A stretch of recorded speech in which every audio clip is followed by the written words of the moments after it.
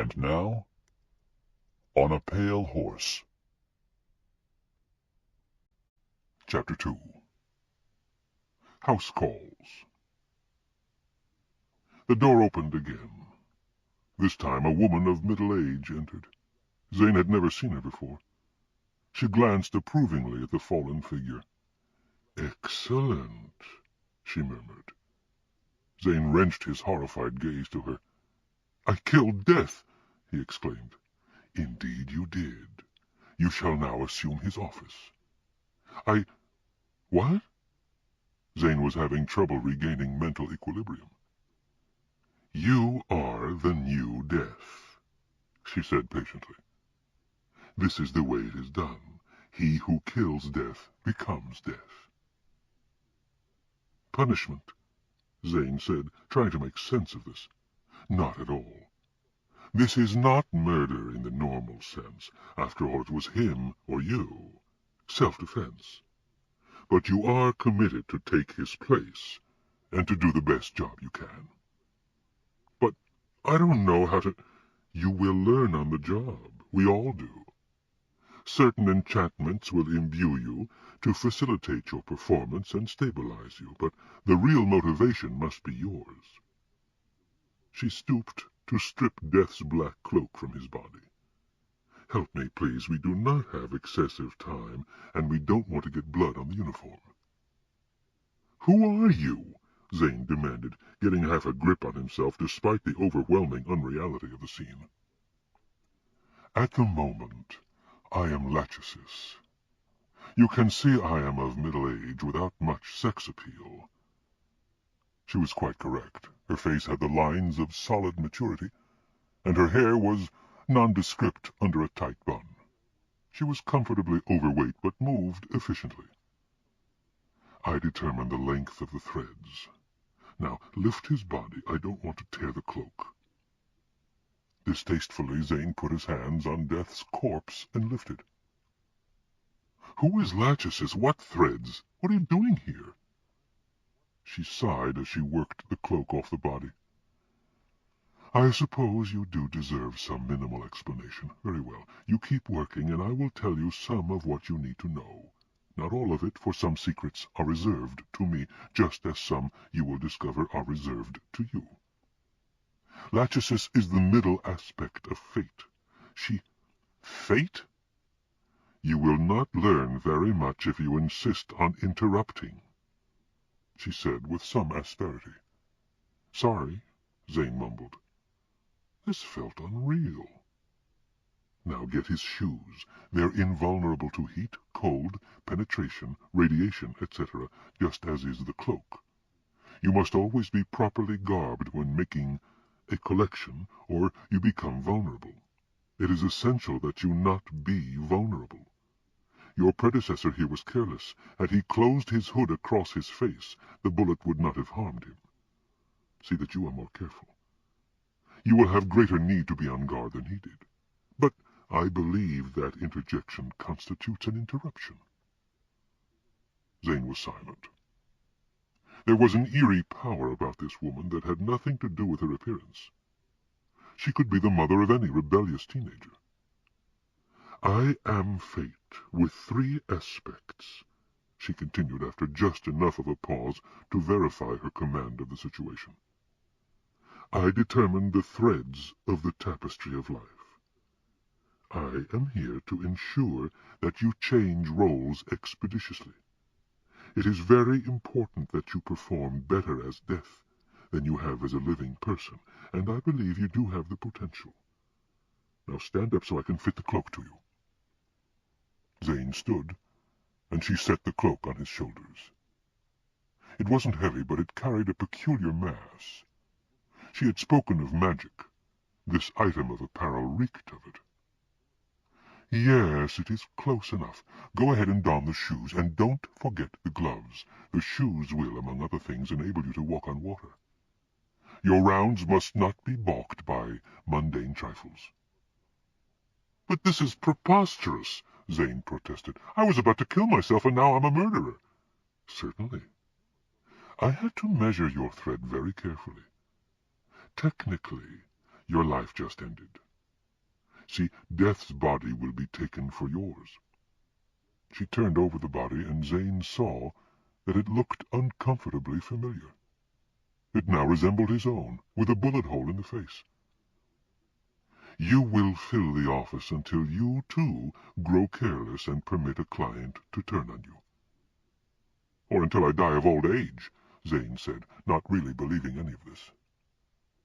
"Old age will never come to you. Neither will death, if you perform well. If you ask the average person what he most desires, he will answer, never to die. That is, of course, an absolutely foolish wish. In due time, you will be better able to appreciate the importance of dying. It is not the right to live, but the right to die that is most important. I don't see what is life except an ongoing instinct for survival. Nature uses that instinct to make us perform. Otherwise we would all relax, and the species would disappear. Nature is a cruel green mother. The survival instinct is a goad, not a privilege. But if I don't age, time holds all supernatural agents, especially the several incarnations, in abeyance. You will live until you die, however many days, years, or centuries that may be, but you will never change from your present physical age. She guided him to his wall mirror. Supernatural agents? Zane was grasping at peripherals, being as yet unable to get to the nucleus of this situation. Incarnations? Death, time, fate, war, nature, she said. The major field agents operating between God and Satan, answerable to neither. If any of us were scheduled to die like mortal folk, we would have to be concerned for the disposition of our souls, and that's a conflict of interest. No, we are immortal, as we have to be, accountable to neither superpower. But we do have to do our jobs, or things become complicated. Our jobs, Zane repeated weakly. I'm no killer. At least I wasn't until this... Fate glanced at him penetratingly, and suddenly he knew she knew about his mother. He felt cold, and the guilt rose up in him again, but fate did not raise that matter. Of course not, she agreed, eyeing the body on the floor. This was a mismanaged suicide. Death does not kill. Death merely takes the souls of those who are dying, the problematical ones, lest they be lost and wander forever inchoate. Now Zane found something concrete to argue. There are 5 billion people in the world. 100 million or so die each year. Death would have to take several each second scattered across the globe. That's impossible. Not impossible, but perhaps unfeasible, she said. Look in the mirror, please. Zane looked. The death's head gaped back at him, encased in its hood. His hands in the gloves were skeletal, and his ankles above the shoes were fleshless bones. He had assumed the visage of death. You are, of course, invisible to most people when in uniform, Fate said. Clients can perceive you, and those who are close to them emotionally, and the truly religious people, but the rest will overlook you unless you call attention to yourself. But the mirror reflects my image as that of death. People will faint. Perhaps I misspoke myself. You are not physically invisible. You are socially invisible. People see you but do not recognize your significance and forget you once you pass. But when you remove the uniform, your powers fade. You are then vulnerable. You can age and be touched and hurt. So don't step out of character without reason. Why would Death want to step out? She formed an obscure little smile. It does get dull, socializing with your own kind exclusively. I am said to be attractive in my Clotho aspect. She became abruptly young and lovely, a striking figure of a woman with hair so light in color it seemed to shine, and with skin like alabaster, but her eyes remained disturbingly knowing.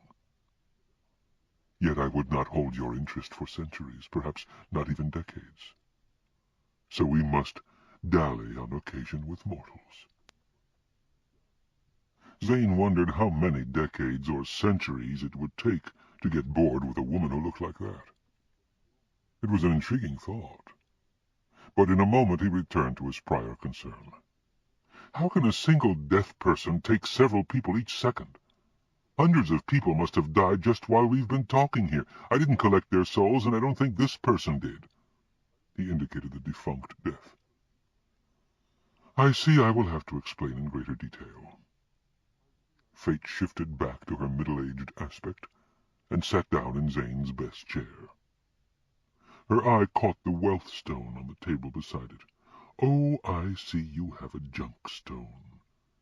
You use it to produce dimes for telephones? Something like that, Zane admitted sheepishly. I've seen them before. The stone is dirt-grade ruby from India, imported wholesale and sold in 5,000-carat lots for 50 cents a carat. It's technically corundum, but too poor a quality to hold a decent spell. I understand some idiots are deluded into paying gem-grade prices for individual stones. True, Zane agreed, drawing the death hood close about his face so his flush wouldn't show. Still, as a cheap novelty item, it's not bad. Once in a while a stone like this will take a better spell and locate dollar bills, but it's axiomatic that such a rock will never produce the value paid for it.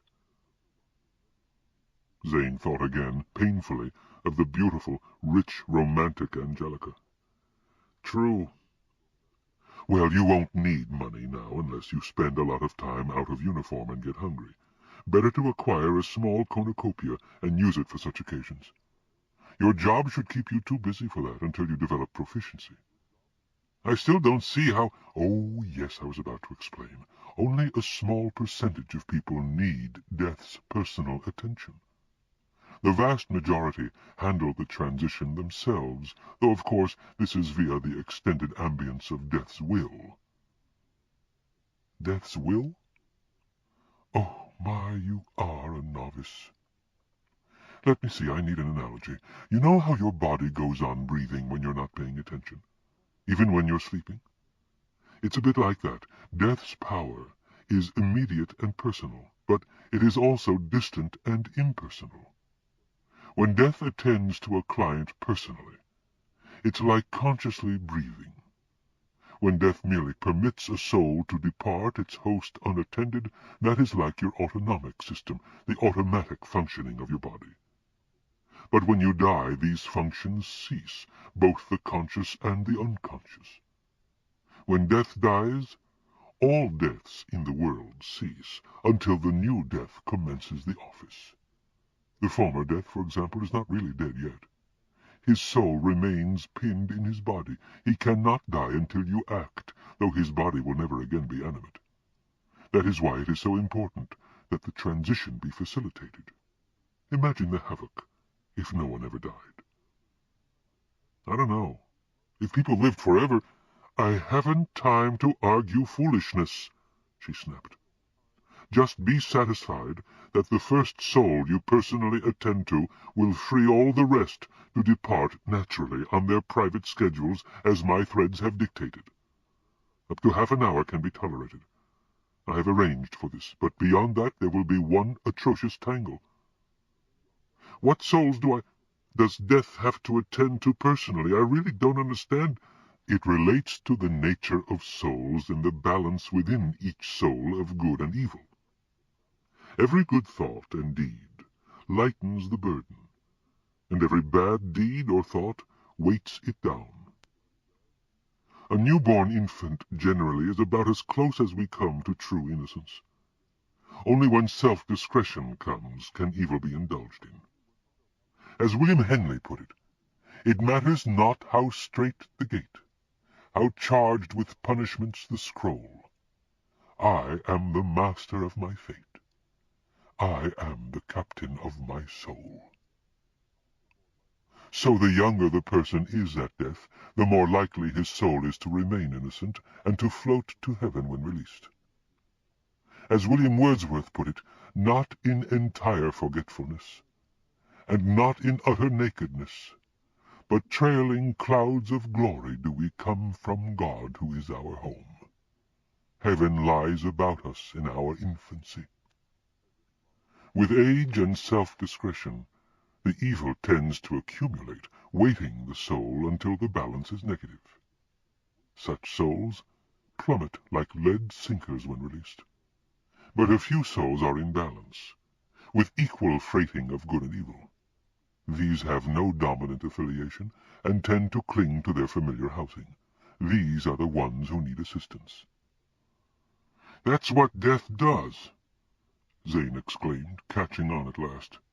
"Collects ambiguous souls, and sorts them out carefully, determining their proper destination," Fate concluded. "Those few that are in perfect balance must be delivered to Purgatory for professional treatment." "This is really to be my job?" Zane asked. "To collect balanced souls?" "And to facilitate the progress of all the others," Fate agreed. "It really is. You may find it difficult at first, but it is certainly better than the alternative."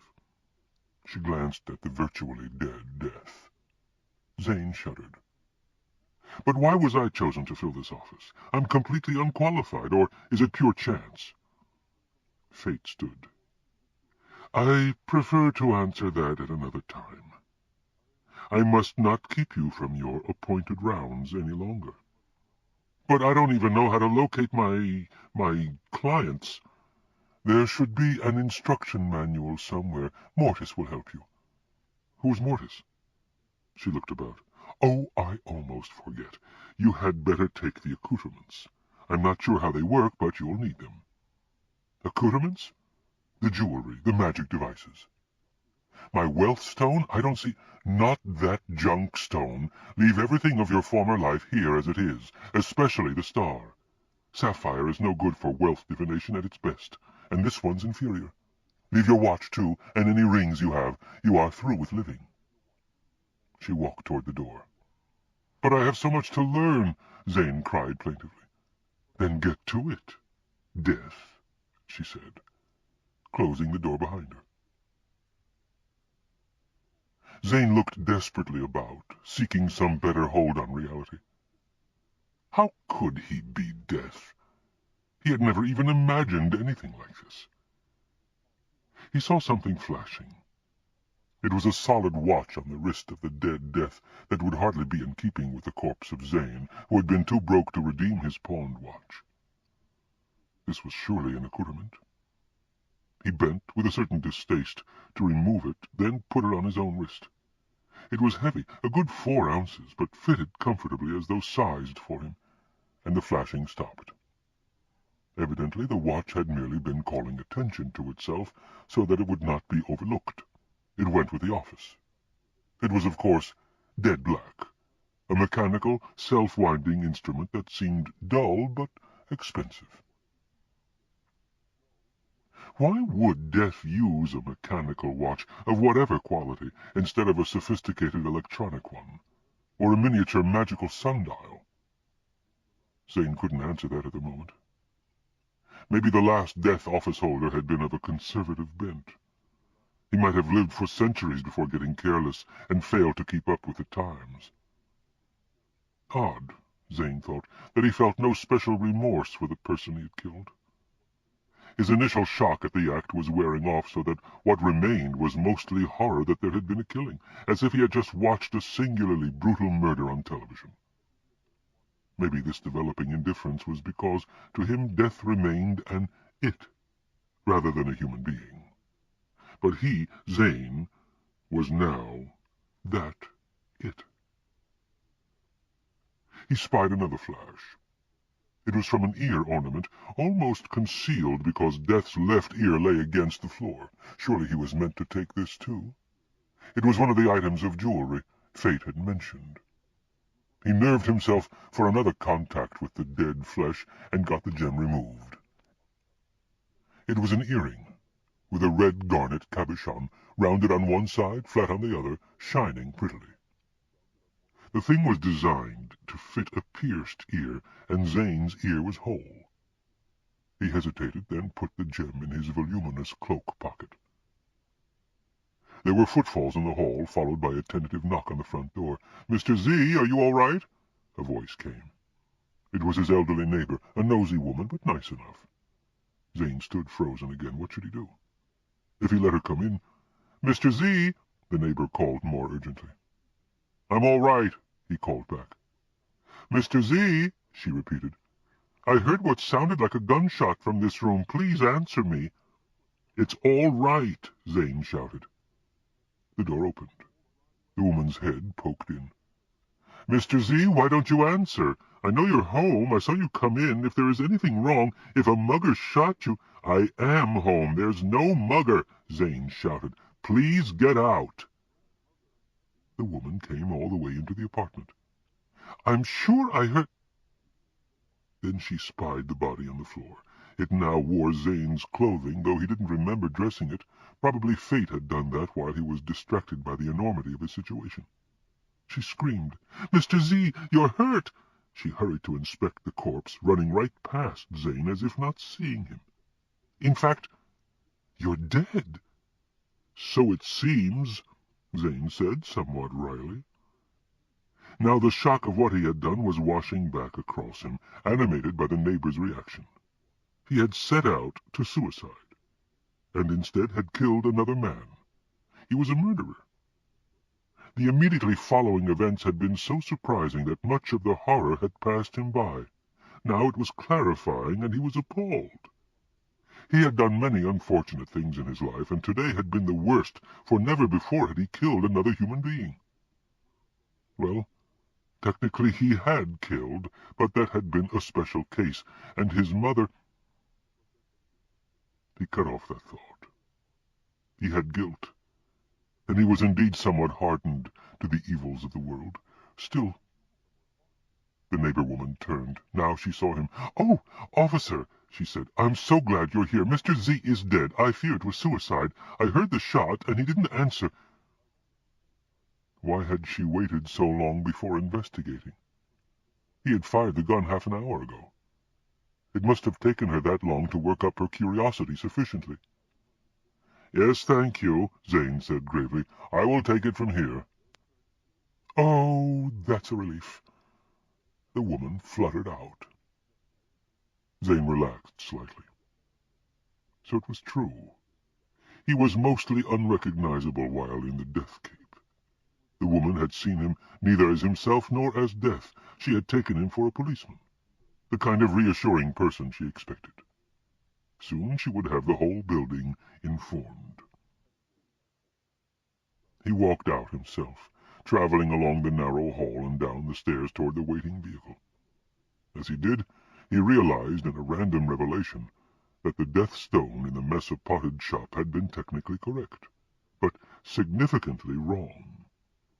It had signaled his encounter with death, but had not advised him that he would in fact assume a new office and become immortal. That was the problem with omens. They suggested the fact without suggesting the implication. He paused. What waiting vehicle? He had no car of his own, and no one had told him of one, yet he had somehow assumed...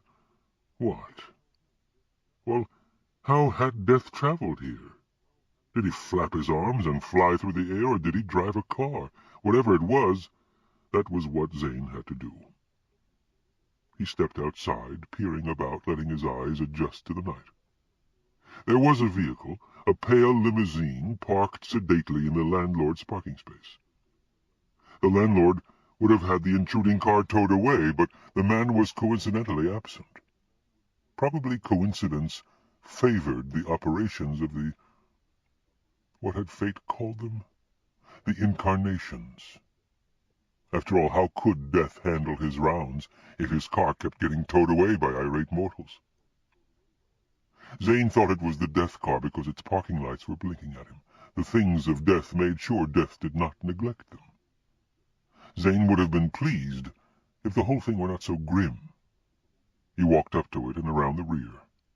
The license plate said Mortis. That explained Fate's reference to the name. He had somehow thought she referred to a person. But obviously it was the machine. There was a bumper sticker. Death is nature's way of telling you to slow down. Just so. He opened the door and climbed onto the plush driver's seat. This was as elegant and comfortable an automobile as he had ever encountered. Somber quality emanated from every part of it.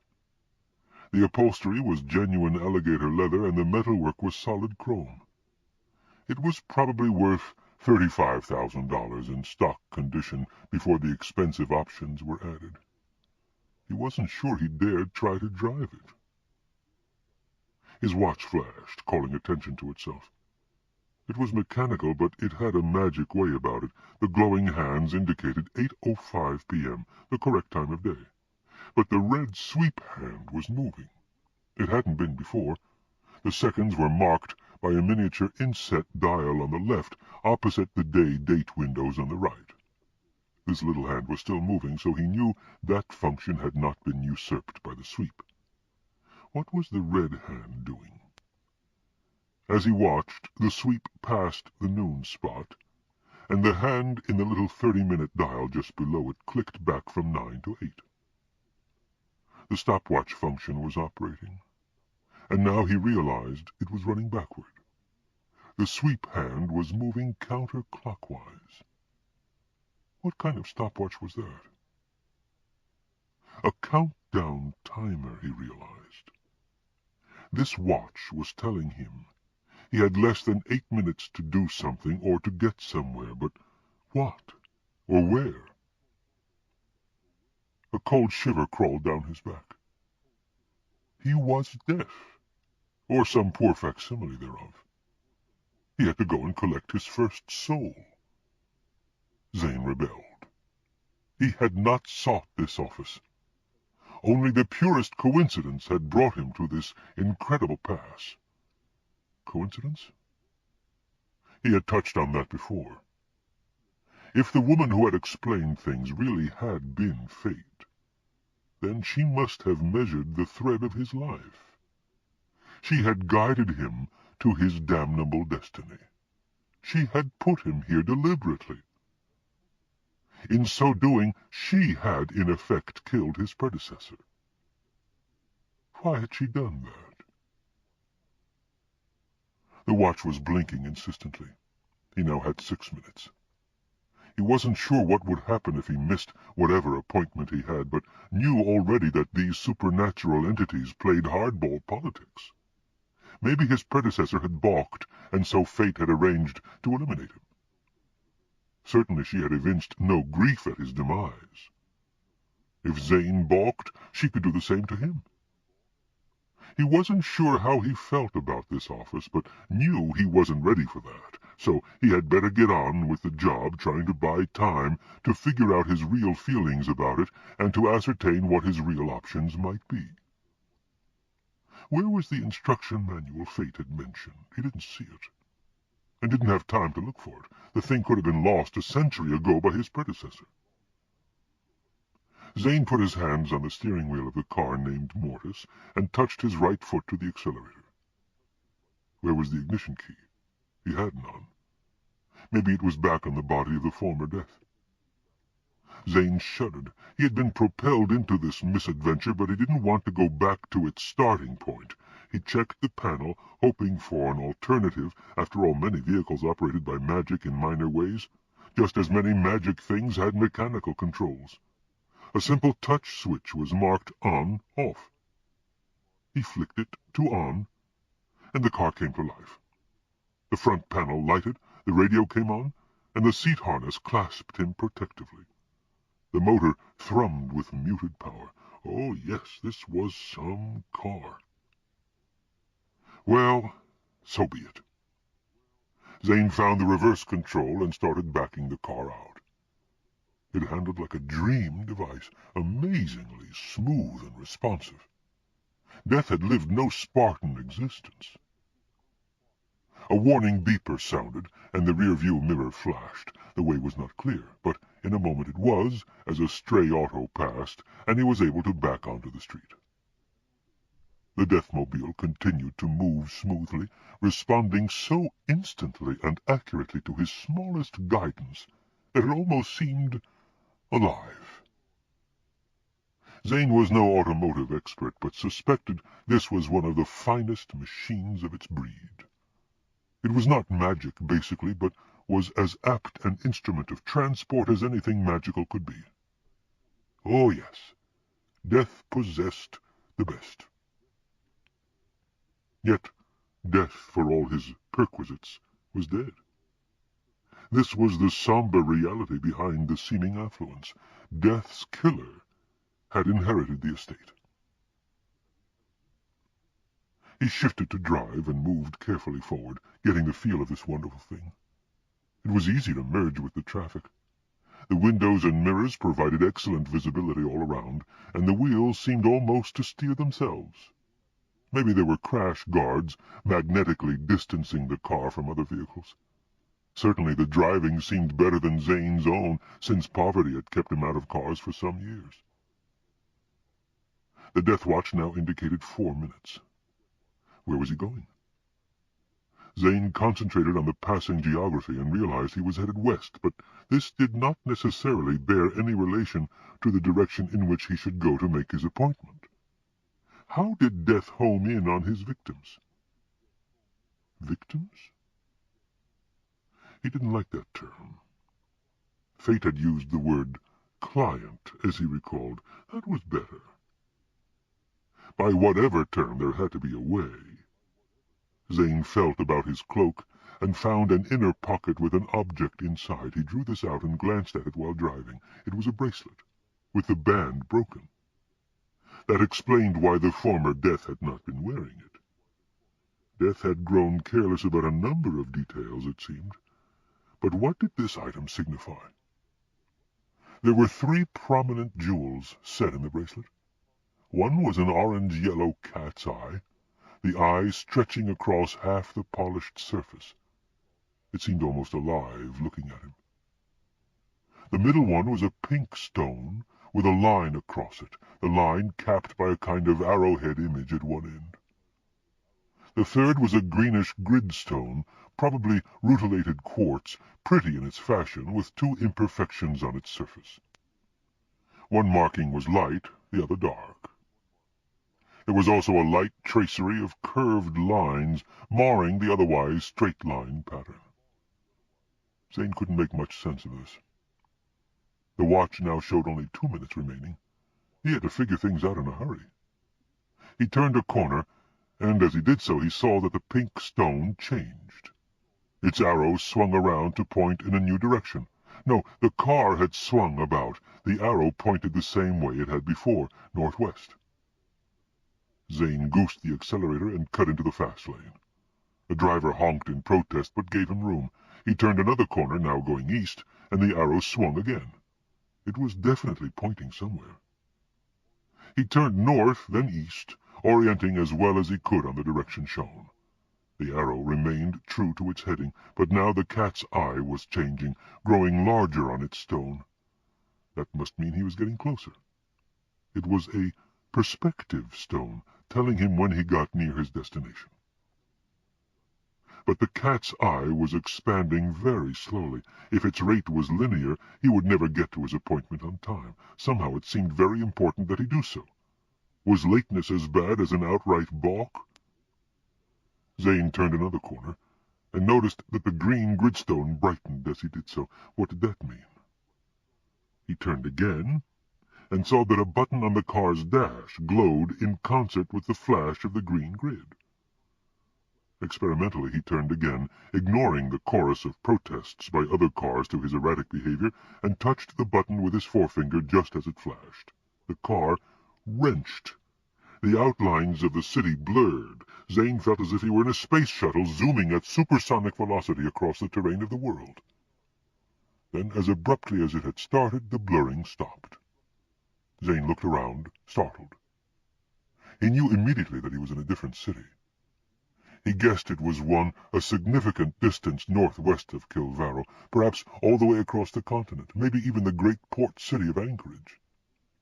But he had no time to be concerned about that. The cat's eye had grown abruptly and significantly larger. The two dots on the gridstone had merged, and his watch was down to a single minute. He was very close to his object.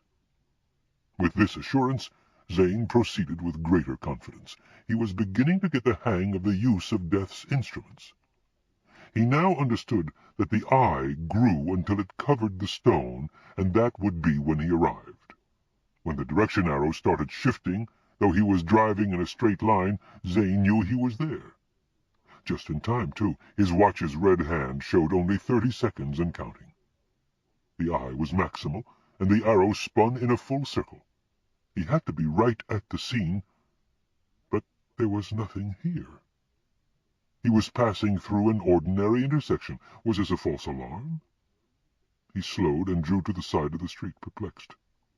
He had thought he had it, and now it seemed he didn't. The arrow steadied, pointing back the way he had come, pointing at nothing. The sweep hand on the death watch closed on noon. There was a crash in the intersection. A small truck had made a preemptive left turn into the right-of-way of a tiny Japanese subcompact, and the two had collided violently.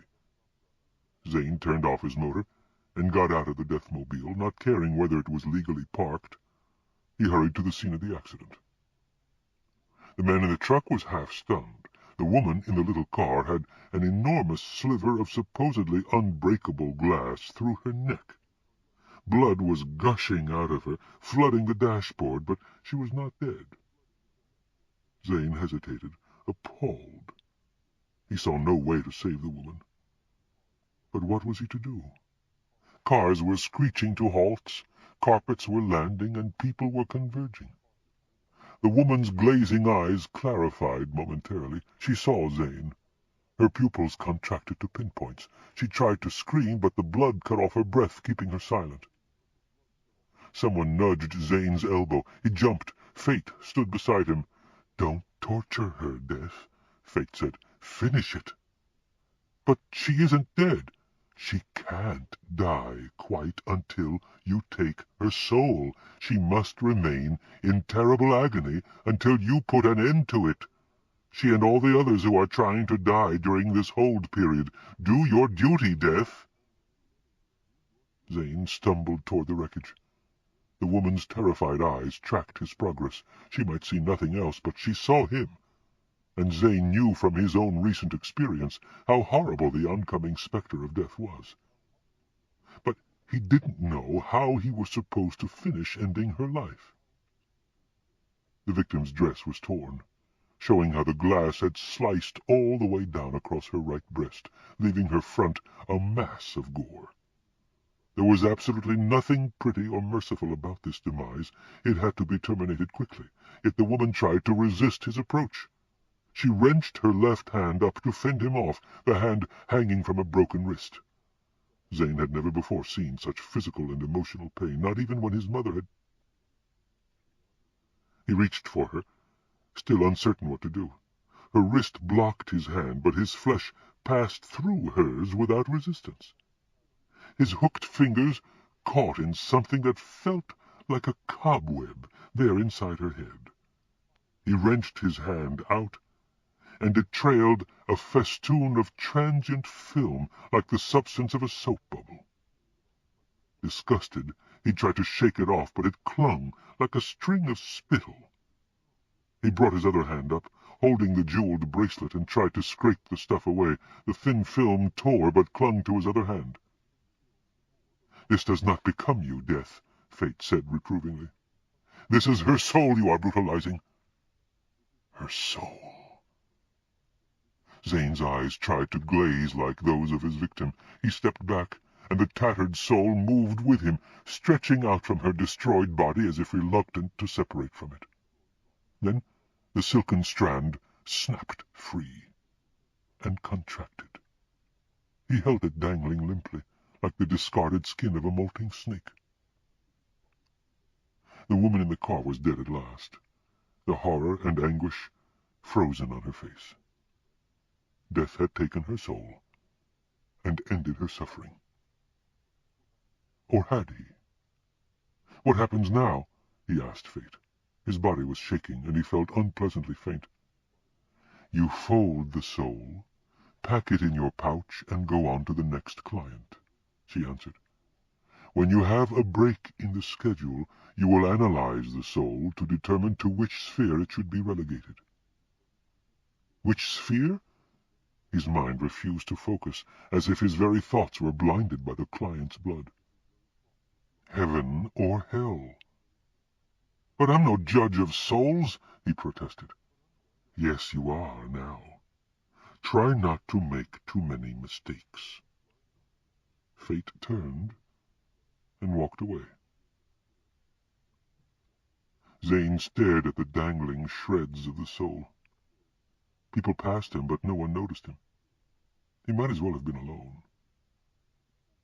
Awkwardly he brought his hands together, folding the gossamer material like a sheet. It bent in the wrong places and creased horizontally, and the torn edges flopped out of place, but he muscled it together stage by stage. Finally he had a very small, light package. The soul had hardly any physical mass. He fished in his pockets again and found a cloth bag. He stuffed the wadded soul into this. Then he tried to retch, but his empty stomach lacked the wherewithal to complete the job. What a mess he had made of his first case.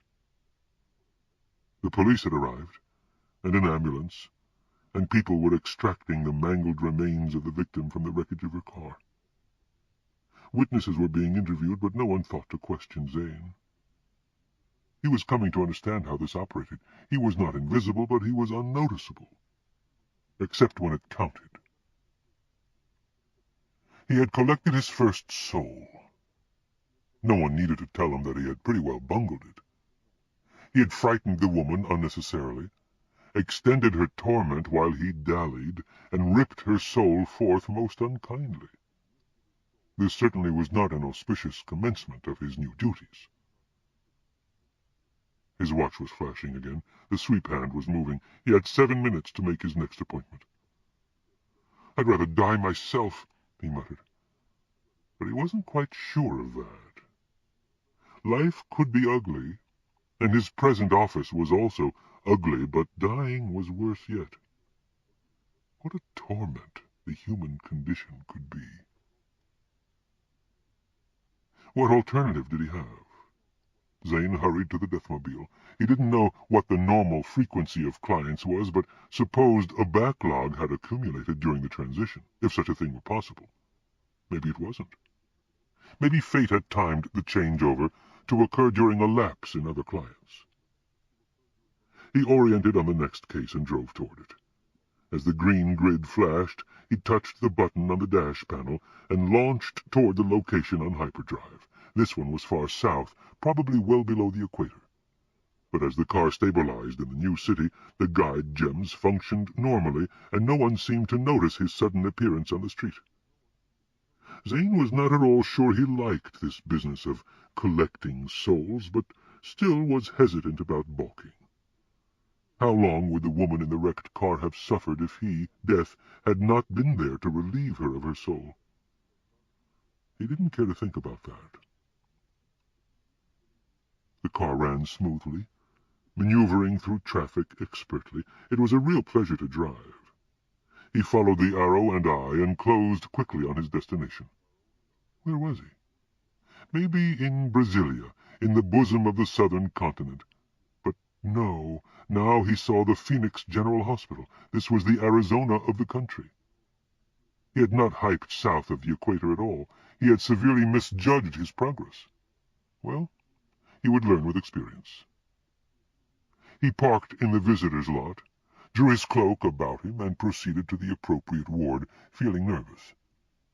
He had never liked hospitals, especially since his mother had been confined to one. Yet he realized that death would have a number of calls at hospitals, since many terminally ill people would expire in them. No one challenged him, though he had not arrived during visiting hours. Evidently they took him for a doctor or hospital functionary. Perhaps he was. His function was the most basic of them all. He found his client. It was an old man in a ward of 4. All of them had tubes and apparatus connected to their bodies in awkward ways, and all seemed to be terminally ill. Oh, he hated this. He wanted to flee, but couldn't. Zane was concerned that his appearance would terrify the client, as it had before, but there was no way to sneak up on him anonymously. In addition, death was early. 2 minutes remained on the countdown. He decided to be forthright. After all, that couldn't be any worse than the previous case. He marched up to the bed. "Hello?" His spoken words sounded strange. There seemed to be an echo from his pocket. None of the 4 patients reacted at first. This gave Zane a moment to ferret out the mystery. He reached in the pocket and found the earring he had taken from Death. Had the echo come from it? Why? "Hello?" he repeated, and this time was sure the sound reacted with the garnet. The client's eyes turned slowly on him. The sagging mouth formed words. "About time you got here, Death." The client was speaking in a foreign language, but Zane understood him, because a translation emanated from the gem he held. He realized that this was a magic translation device, another enchanted stone. Naturally, Death had duties all over the world, and had to be able to handle any language. He jammed the gem into his left ear. Later he would get it attached in a more normal fashion. The novelty of the language in the stone had distracted him from the business at hand. The client was looking at him expectantly. Zane was taken aback. "You were expecting me? You're not afraid?"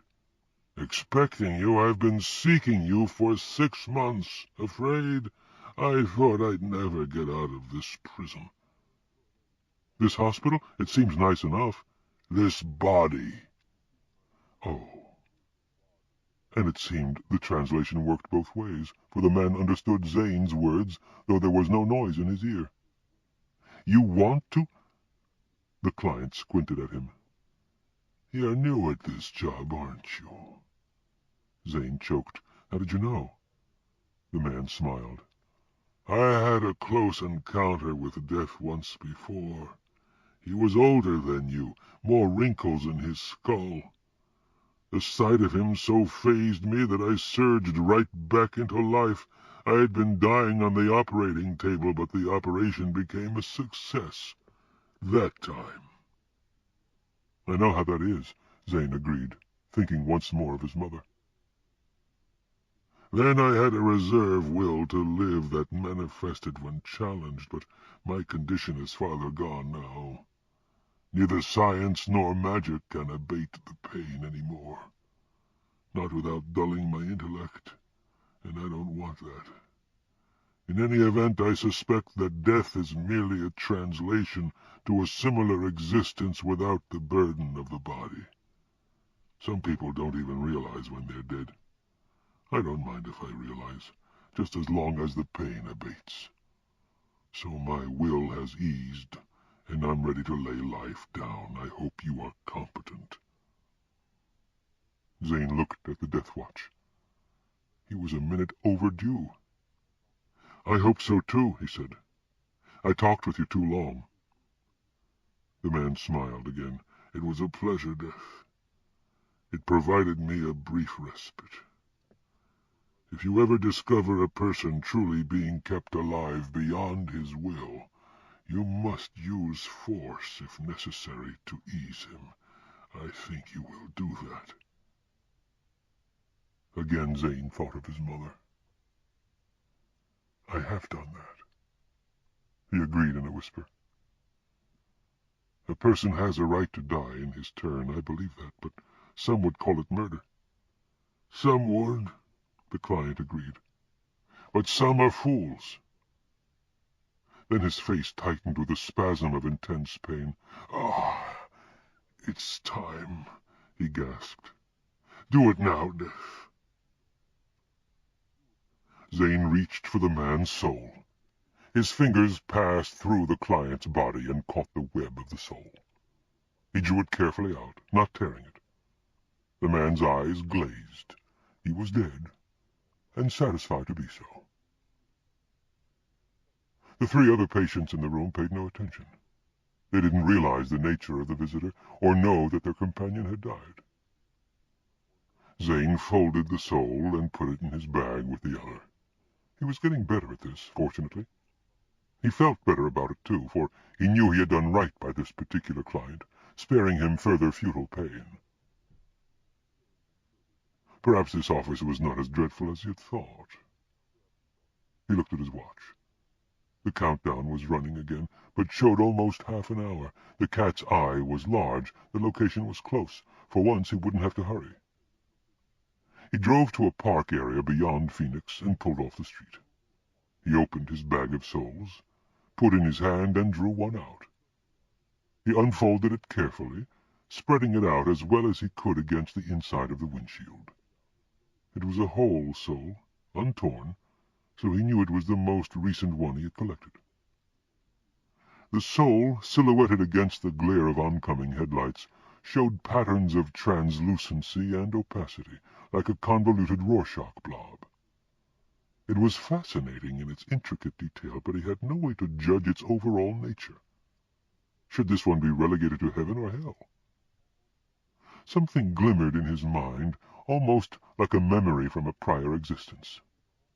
Zane reached around the soul, his arm crumpling it slightly in passing, and punched open the dashboard compartment.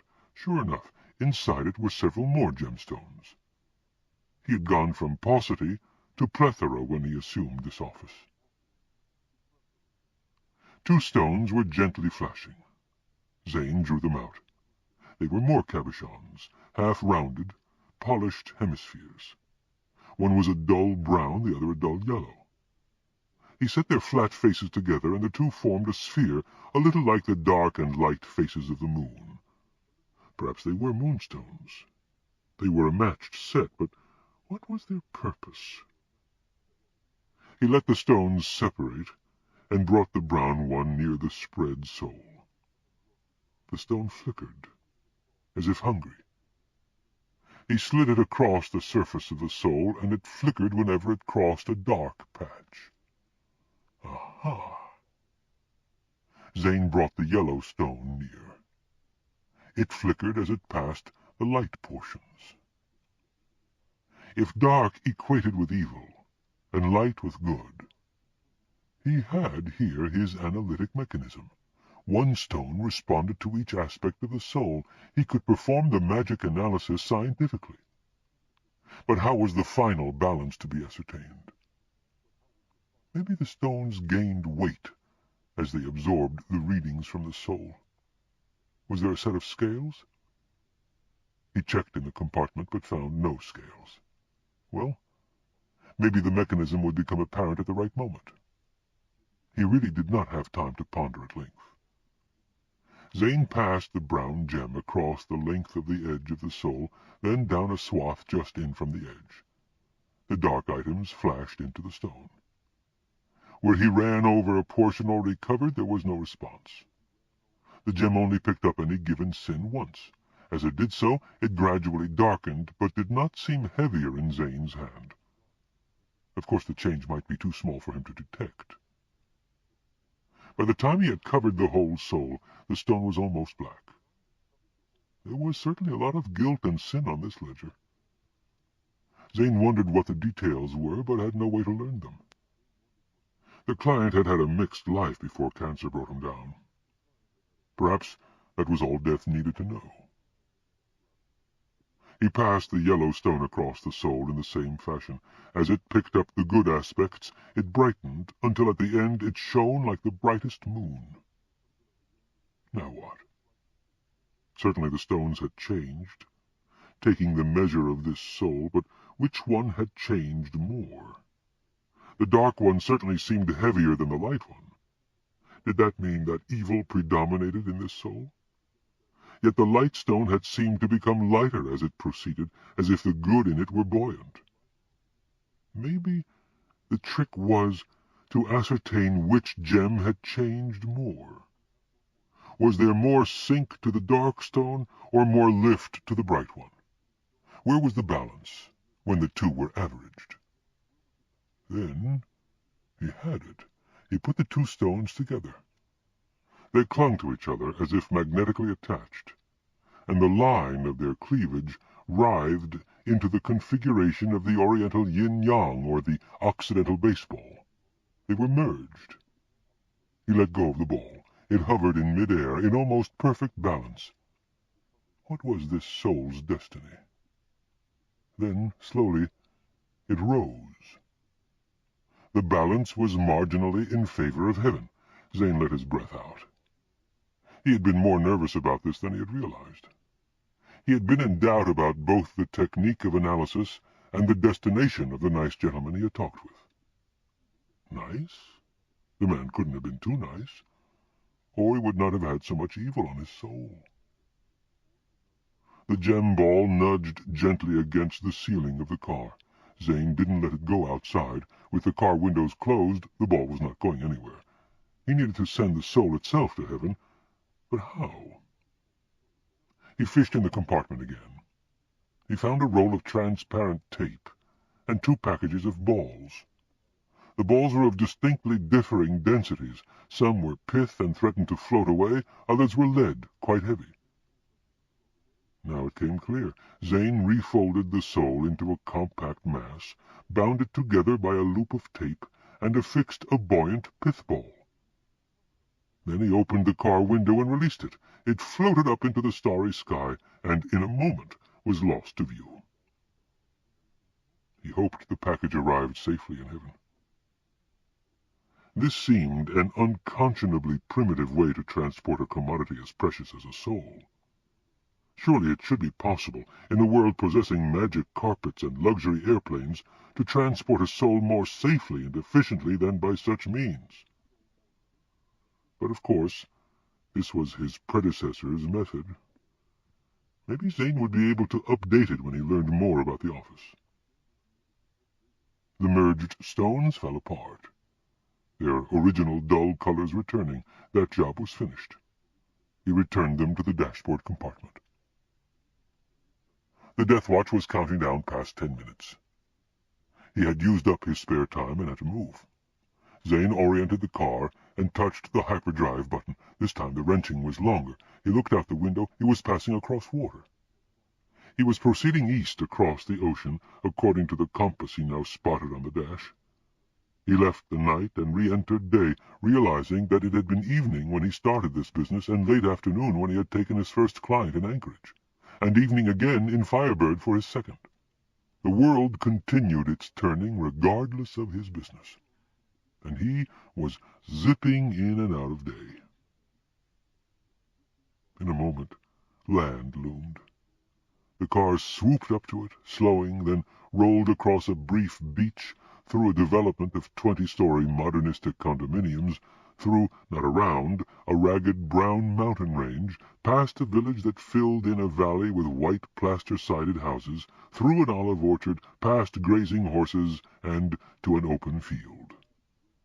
He was now near his client. He wasn't sure why the hyperdrive never delivered him precisely to the target. Perhaps long-distance accuracy was not great. More likely it was to preserve the anonymity of Death's approach. It would be hard for people to ignore a car that abruptly materialized on the site of an accident. Magic did have its limitations, so it was best not to push it too far. He used the eye and arrow to close in on the target and arrived with a good minute to spare. He was at a decrepit farmhouse amidst languishing fields. This was a poverty-stricken family. He opened the door and walked in. He wondered whether he should have knocked, but concluded that no one would care to answer Death at the door. It was dawn here. He could hear the members of the family screaming at each other as they blundered sleepily about, getting organized in the chill house. His left ear picked up the translated words, for, of course, this was not Zane's own language. The people were grumbling about the cold morning, the inadequacy of food for breakfast, and a rat that skittered across the floor. Zane's gems guided him to the bedroom. The woman was there, sitting on the bed, an expression of discomfort on her face as she struggled to don heavy, opaque stockings. One leg was raised, the knee bent so that he had an intimate view of her thighs. He was shocked to see that they were almost covered by a flaming rash. Indeed, the woman looked sick. Her face was flushed, her hair straggly and tangled. Her teeth, as she grimaced, were discolored, perhaps rotting. This was a young, fairly shapely woman, but her bad health made her unappealing. Her eyes were so deeply shadowed, it was as if they had been blacked by violence.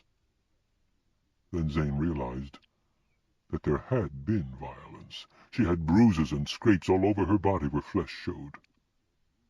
Perhaps death would, in fact, be a boon to her. She was obviously living in misery. But the arrow didn't point to the woman. It pointed to the crib on the far side of the room where a small baby lay huddled. A baby. How could he take a baby? Zane walked past the woman, who paid him no attention, and stood over the crib.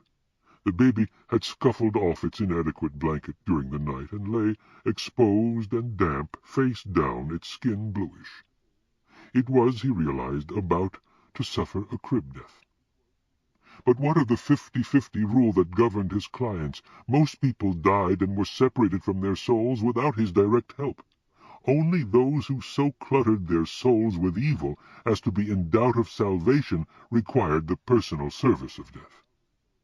Almost by definition, a baby was innocent. Therefore its freed soul should float blithely to heaven. A baby was not yet, as fate had quoted, the captain of its soul, and heaven still lay about it. Yet there was no question this was his client. The baby was fading fast. It was time. Zane reached down and hooked out the small soul. The baby's mother, intent on her laborious dressing, never noticed. Zane walked past her, carrying the soul, and left the house. He felt ill. In the death-mobile he used the stones to analyze the little soul. The pattern was strange, because it was not a pattern at all. The soul was uniformly gray. Experience had not yet caused it to be variegated. The verdict of the combined stones was neutral. The gem ball hovered in place like the moon it resembled, neither rising nor falling. How could this be? What evil had this little boy done? What evil could he have done, confined to his crib, completely dependent on his sick mother? Zane had no answer. He folded the soul neatly and put it in the bag. The death watch was counting down yet again. Was there no end to this? When did he get some rest, some time to think things out? He knew the answer. Deaths occurred all the time, and the small percentage that required special attention continued too. At some point he would have two difficult cases happen at the same moment, on opposite sides of the globe. What would he do then? Zane was beginning to understand how a person performing the office of death could grow careless, as his predecessor had done. When things got rushed, corners had to be cut, or the job wouldn't get done. What happened to a death who got too far behind? He looked at the watch more carefully. It had 3 buttons on the side. This was a stopwatch, a chronograph, of course, though its timer did run backward. He had seen the type before. One button would be used to start and stop timing, another to zero the total, and the shorter middle one to set the regular time and calendar features when necessary. But this watch ran itself, magically, responding to input he didn't know about. Maybe it had a direct line to heaven or hell, or wherever the allocation of souls was determined. Fate probably had a hand in it, as she measured her threads. He didn't time events. Events timed him. Why, then, were the extra buttons necessary? What did they control? He thought of punching a button, then He hesitated. It could be dangerous to play with something he didn't understand. Yet how else was he to learn? He had lived his life and almost died his death in an impetuous manner. He might as well be consistent. Experimentally, he punched the lowermost button. Nothing happened. It depressed and sprang back without any specific point of resistance. Had it been disconnected? Not necessarily. A good stopwatch was protected from an accidental punching of the wrong button, as might occur when someone was distracted by a close finish in a race and aimed for the stop button without looking. This should be the zeroing control, operative only when there was a fixed time registered, as would be the case after a race had been timed. He punched the highest button. It clicked, and the red sweep hand stopped. He studied the dial. There was no motion in either of the two miniature dials that showed hours and minutes. The sweep hand was frozen at 23 seconds after the minute. Before the minute, since it ran backward. But the third little dial continued to function. Its hand moved briskly clockwise, telling off the seconds of ordinary time. So the stopwatch was stopped, but not time itself. What did this mean? Since the stopwatch function governed the timing of the deaths of his clients, did this imply that a hold had been put on such deaths? That was hard to credit, but indeed his whole situation was hard to credit. Fate had mentioned a stoppage of deaths in the world until he, the new holder of the office, had commenced activity. And this did answer his question about appointments that occurred too close together. He might freeze one case while he handled the other. And, of course, this gave him his chance to rest. He could simply turn off his job while he slept or ate or thought things out. This was some watch.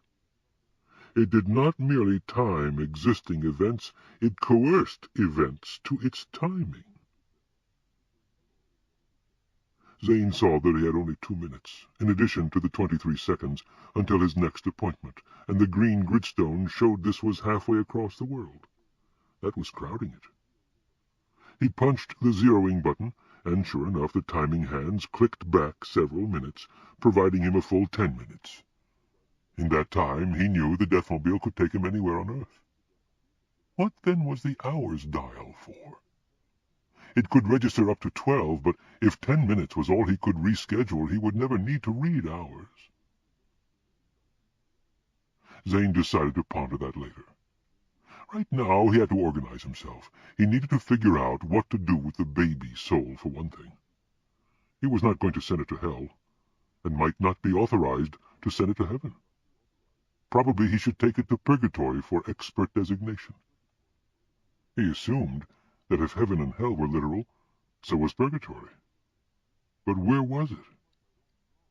"There is so much I don't know," he exclaimed. "This too shall pass," someone answered him. Chapter 3. Use and Doze. Zane jumped. A man sat in the adjacent seat. He was perhaps 50, with a mustache and goatee.